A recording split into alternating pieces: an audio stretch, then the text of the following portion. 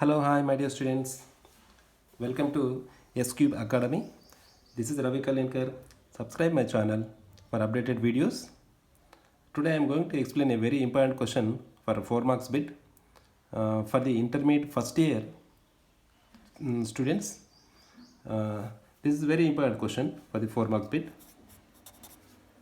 What is the question? Explain the terms a limiting friction, dynamic friction, rolling friction. So ఈ టర్మ్స్ని మనము explain చేయాలి సింపుల్గా. Very simple question. So now first will discuss that what is the limiting friction here. So the answer should be come like this one. The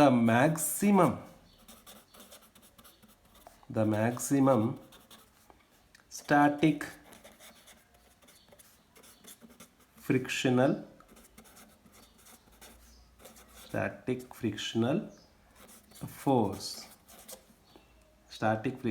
force between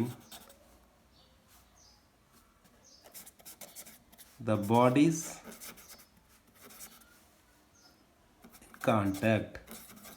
in contact at rest is called limiting friction. So this is a simple definition of the limiting friction. This is enough. ఇది చాలు, సరిపోతుంది. So జనరల్గా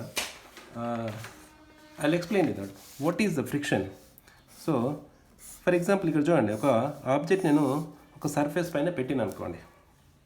పెట్టినప్పుడు ఏం చేస్తుంది అని అంటే, ఇప్పుడు దీన్ని మీరు ఆబ్జెక్ట్ని మీరు సమ్ ఫోర్స్ తోటి అప్లై చేస్తారు అనుకోండి, ఈ ఆబ్జెక్ట్ అనేది మూవ్ అవ్వదు ఇనిషియల్గా. So little bit of force apply చేసినప్పుడు అది ఆ బాడీ అనేది మూవ్ అవ్వదు.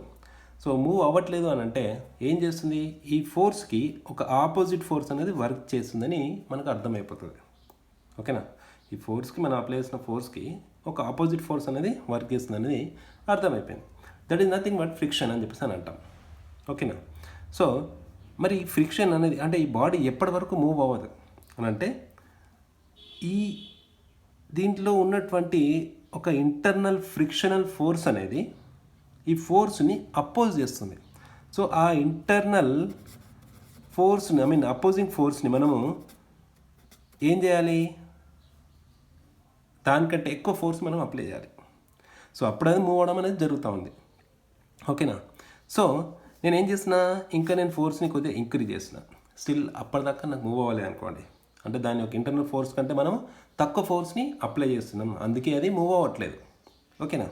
సో నేను మళ్ళీ ఇంకా ఇంక్రీజ్ చేస్తున్నప్పుడు అప్పుడు స్టార్ట్ అవుతుంది అనుకోండి. అంటే దాని యొక్క మూమెంట్ అనేది జస్ట్ స్టార్ట్ అవుతుంది. దానికి మూమెంట్ అనేది జస్ట్ అప్పుడే స్టార్ట్ అయ్యే ఫోర్స్కి వచ్చేసింది అని అనుకోండి.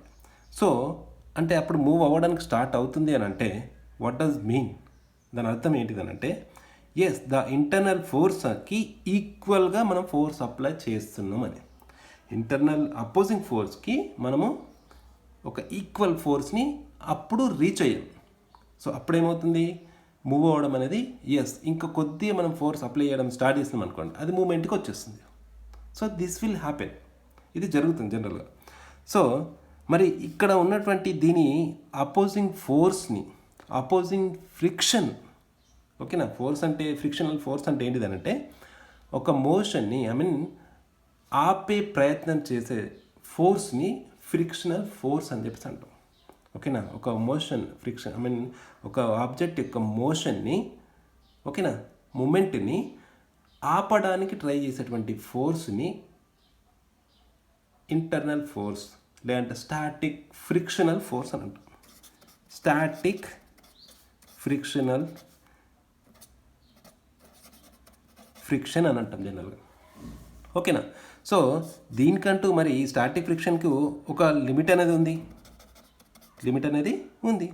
సో దాన్నే మనము ఏమంటాం ఇక్కడ, లిమిటింగ్ ఫ్రిక్షన్ అని చెప్పేసి అని అంటాం. లిమిటింగ్ ఫ్రిక్షన్ అంటాం. ఐ హోప్ దట్ మీకు అర్థమైంది అనుకుంటున్నాను. ఇది ఓకేనా, very easy.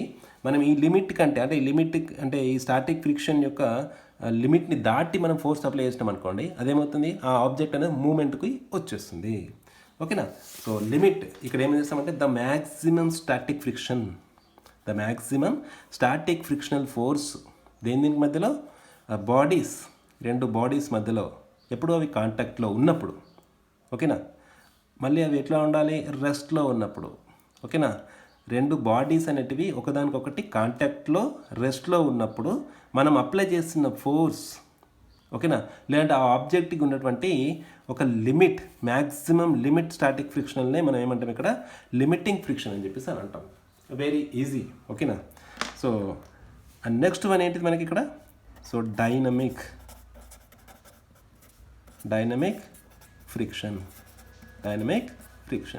So what is the dynamic friction? మరి ఇక్కడ సింపుల్గా ఏమైంది, ఇక్కడ లిమిటింగ్ ఫ్రిక్షన్లో అప్పటి వరకు ఆబ్జెక్ట్ అనేది, బాడీ అనేది మూవ్ అవ్వట్లేదు, బాడీ అనేది. ఓకేనా. సో ఆ ఫోర్స్ కంటే ఎక్కువ ఫోర్స్ అప్లై చేస్తున్నాం కాబట్టి అది మూమెంట్లోకి వచ్చేస్తుంది. Right, very good. సో అదేమవుతున్నప్పుడు అది ఆబ్జెక్ట్ అనేది మోషన్లోకి వస్తున్నప్పుడు దాన్ని ఏమంటాం, కైనెటిక్ మూమెంట్కి వచ్చేసింది అంటాం. It's college general kinetic energy అని అంటాం. ఓకేనా, మనం చిన్న క్లాసులు నేర్చుకుంటాం. సో ఆ కైనెటిక్ మూమెంట్లోకి వచ్చిన తర్వాత కూడా దాన్ని డైనమిక్ మూమెంట్ కూడా అన్నాం. సో ఆ డైనమిక్ మూమెంట్కి వచ్చినప్పుడు ఫ్రిక్షనల్ ఫోర్స్ అనేది అపోజ్ అవుతూనే ఉంటుంది. So what is the dynamic friction అనేది మనం డెఫినేషన్ రూపం రాస్తే, so frictional force between bodies. ఎప్పుడు ఆ రెండు బాడీస్ అనేవి ఇన్ మోషన్ ఎట్లా ఉండాలి, మోషన్లో ఉన్నప్పుడు ఈజ్ కాల్డ్ డైనమిక్ ఫ్రిక్షన్ అని చెప్పి అంటే very simple. Okay. Then after that, so one more term is there, that is rolling friction.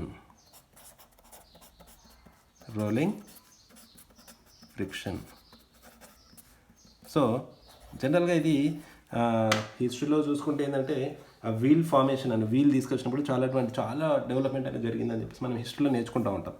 ఓకేనా. వీల్ అనే ఇన్వెన్షన్ జరిగిన తర్వాత చాలా డెవలప్మెంట్ జరిగిందని చెప్పేసి మనము హిస్టరీలో నేర్చుకుంటూ ఉంటాం. సో రోలింగ్ అనేది ఏంటి అంటే జనరల్గా ఇక్కడ చూడండి, ఫర్ ఎగ్జాంపుల్ ఈ ఆబ్జెక్ట్ ఇలా ఉంది. సో ఇక్కడ ఏమవుతుంది, కాంటాక్టింగ్ సర్ఫేస్ ఈజ్ మోర్. ఓకేనా. సో నేను దీన్ని ఏం చేస్తాను అంటే ఈ ఆబ్జెక్ట్ని ఇలా మార్చేసిన, షేప్ అవుట్ చేసేసి ఇలా మార్చేసిన, అప్పుడు ఏమవుతుంది, కాంటాక్ట్ అనేది ఏమైంది, తగ్గిపోయింది. So contacting between the two bodies తగ్గిపోయింది కాబట్టి ఆటోమేటిక్గా ఏమవుతుంది, నాకు ఫ్రిక్షనల్ ఫోర్స్ కూడా తగ్గిపోతుంది. అందుకే మనం సైకిల్ని ఈజీగా తొక్కగలుగుతాం, కానీ బాడీని మూవ్మెంట్ చేయడానికి చాలా ఇబ్బంది పడాల్సి వస్తుంది. ఓకేనా. సో అప్పుడు ఏమవుతుంది, ఈ ఫోర్స్ మీరు అప్లై చేస్తాం కాబట్టి ఇక్కడ కాంటాక్టింగ్ సర్ఫేస్ అనేది తగ్గిపోయింది కాబట్టి it will move very easily. ఓకేనా.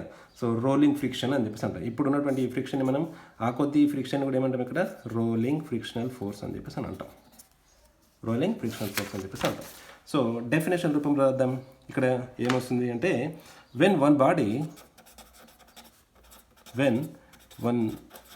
one body rolls on the surface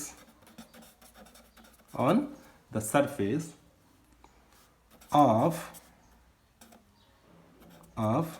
the other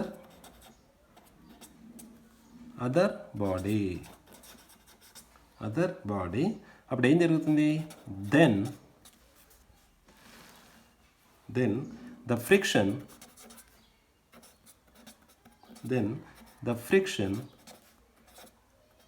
in between the surfaces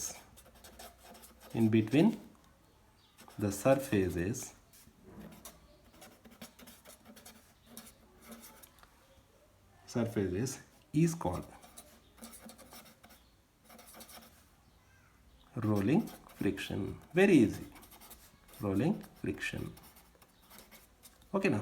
so one body అనేది ఇంకో బాడీ యొక్క సర్ఫేస్ పైన ఉన్నప్పుడు, సో వాటి మధ్యలో ఉన్నటువంటి ఆ బాడీ మళ్ళీ ఏంటిది అది, ఆ బాడీ రోల్స్, ఒక బాడీ అనేది ఇంకో బాడీ యొక్క సర్ఫేస్ పైన రోల్ అవుతున్నప్పుడు సో ఆ బాడీ మధ్యలో ఉన్నటువంటి ఆ సర్ఫేస్ మధ్యలో ఉన్నటువంటి ఫ్రిక్షన్ని మనం ఏమంటాం ఇక్కడ రోలింగ్ ఫ్రిక్షన్ అని చెప్పేసి అంటాం.